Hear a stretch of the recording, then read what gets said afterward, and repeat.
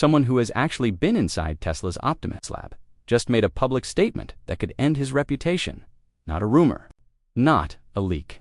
A deliberate on-record claim made with full awareness that it would invite ridicule from some of the sharpest critics in the tech world. His name is Jason, and what he said was this: Tesla's Optimus robot will surpass the best human surgeons on Earth.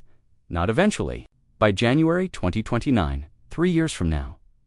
Now, before you dismiss that, stop. Because the real question isn't whether you believe it.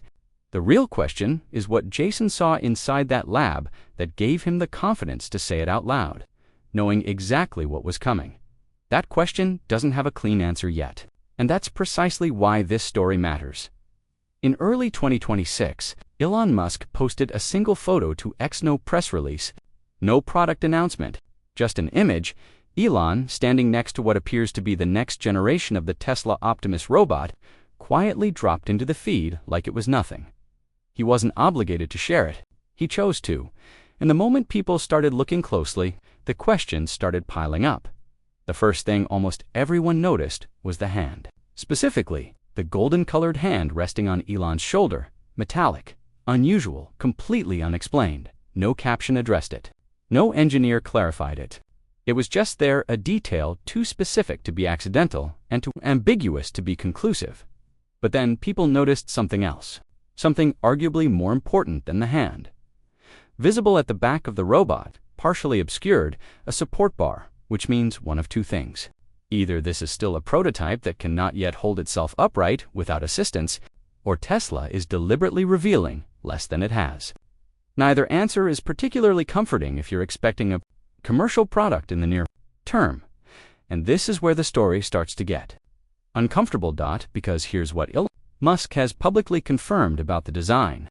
Optimus Gen 3 is meant to look from a distance almost indistinguishable from a person in a fitted suit, slender, smooth, minimalistic, standing close to 1.8 meters tall, around 70% human in appearance.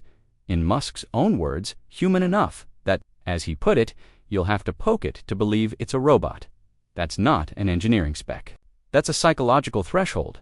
And Tesla crossed it deliberately. But the golden hand doesn't fit that picture. It sticks out. It draws attention. It invites exactly the kind of public speculation we're having right now. So you have to ask, is that a mistake, or is it the point?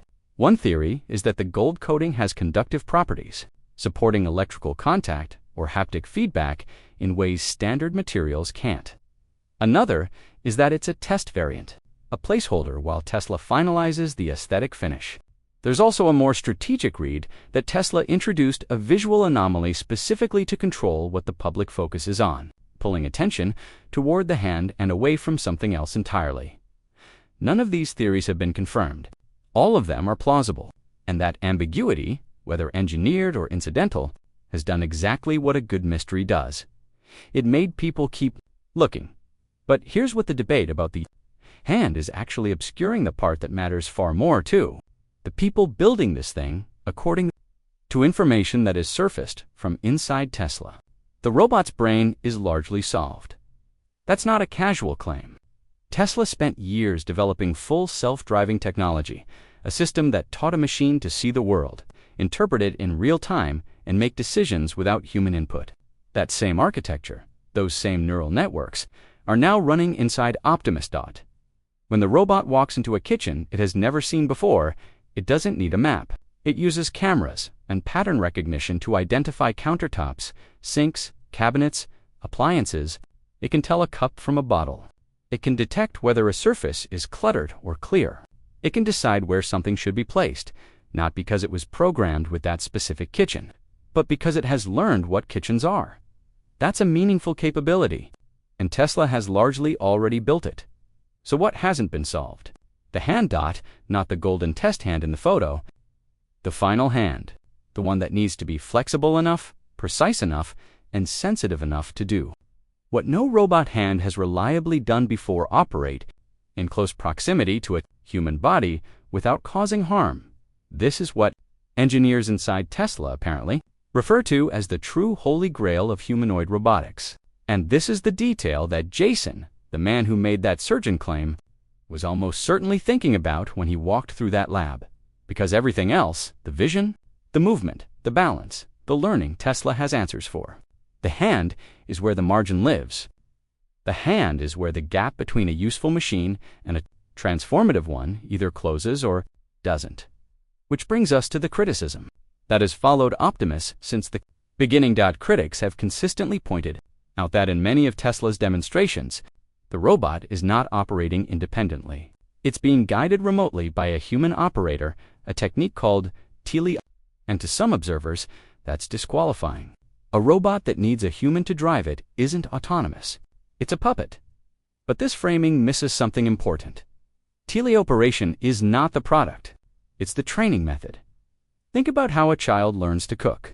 A parent guides them through each step: how to hold a knife, when to stir, how hot the pan should be. The child watches, repeats, adjusts. Eventually, they do it alone.